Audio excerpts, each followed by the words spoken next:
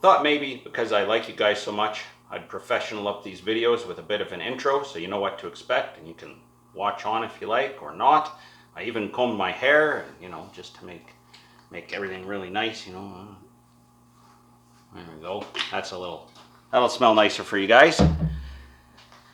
In today's video, we are going to take a little trip about an hour due east to a tiny little town that I've never been to before called Ranfurly, Alberta.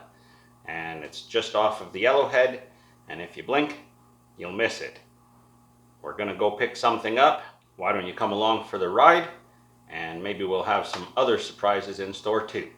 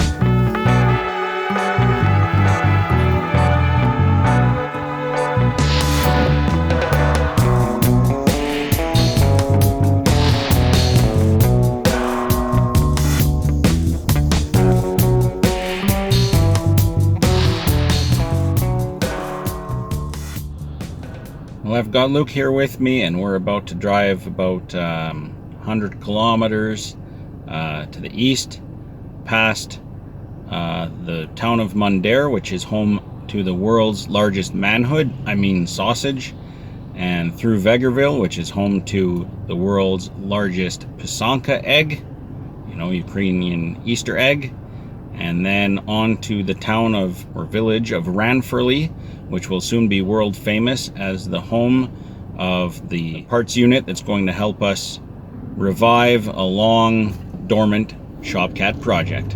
Here we go.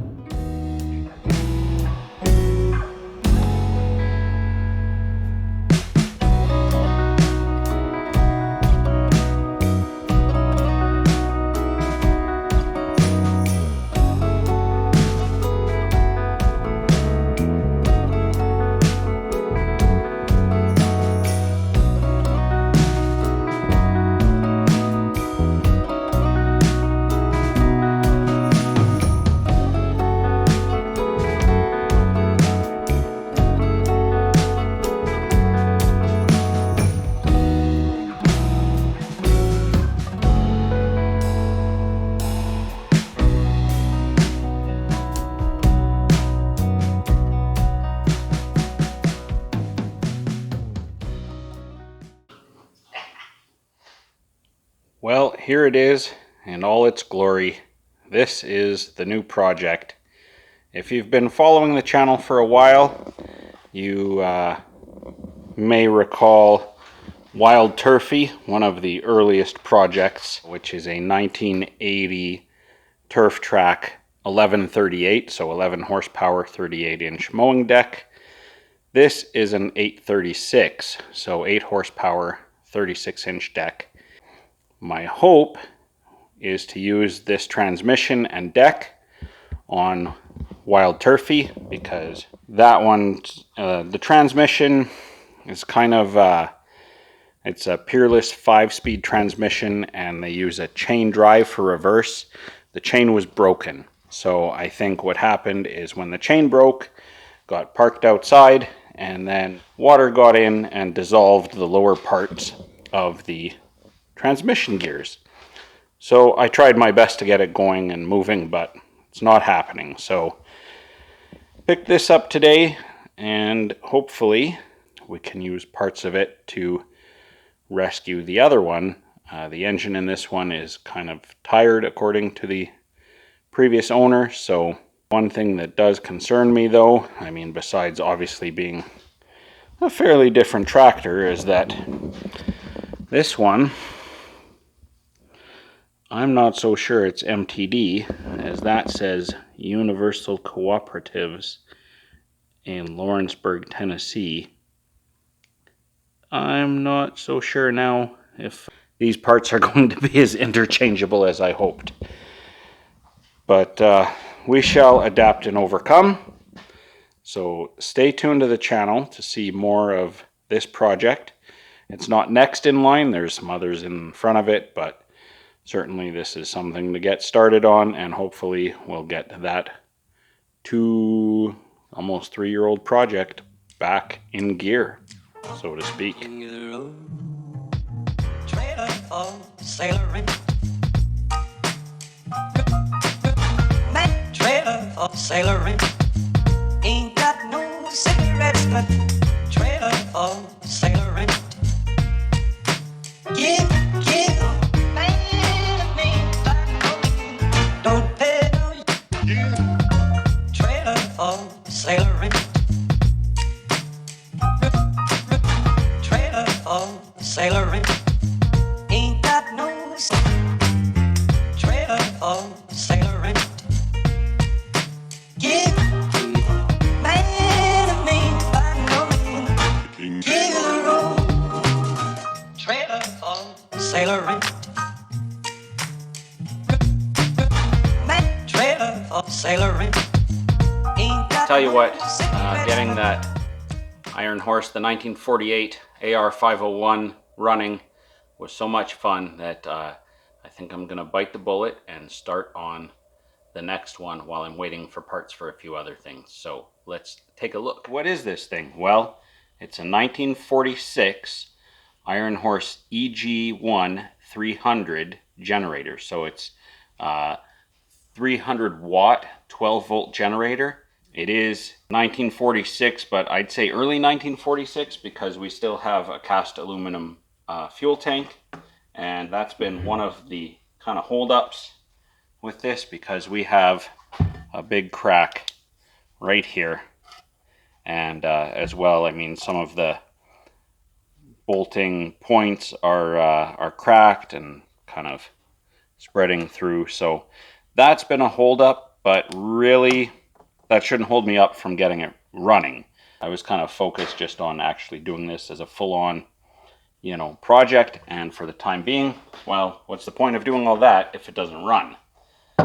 So the other thing that's been holding me back is we have a damaged spark plug wire, and this one's pretty stiff and crispy, and that's really not that hard to fix if I had any crimp-on ends, which I don't. So I'm going to see about maybe stealing a wire off another machine.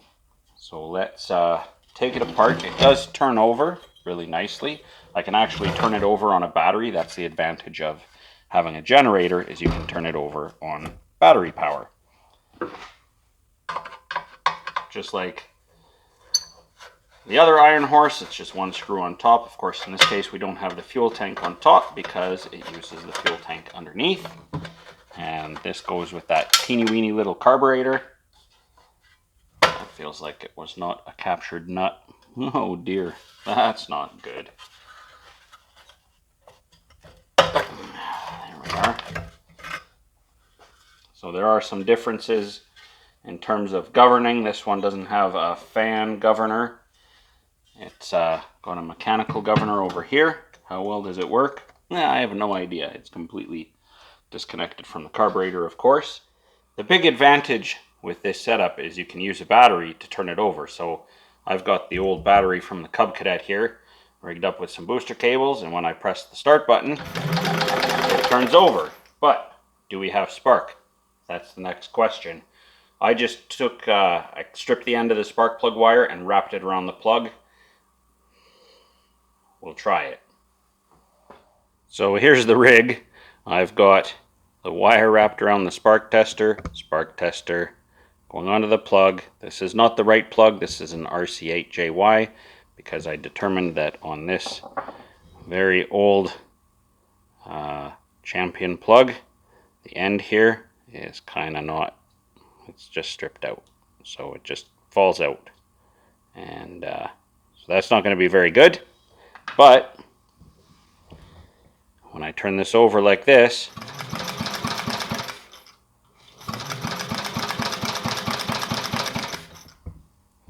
I have occasionally been getting spark, so it's not great. There we go.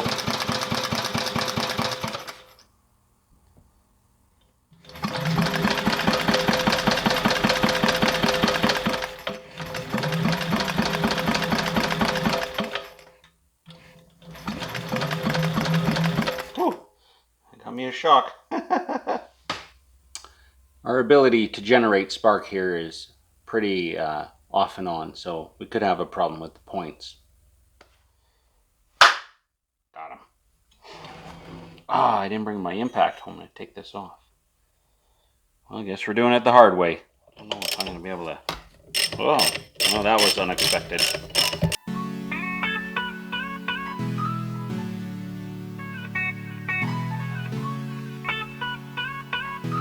Everything that happens is motivation.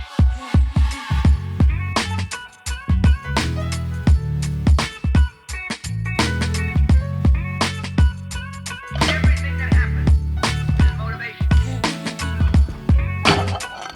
Yeah. Cool.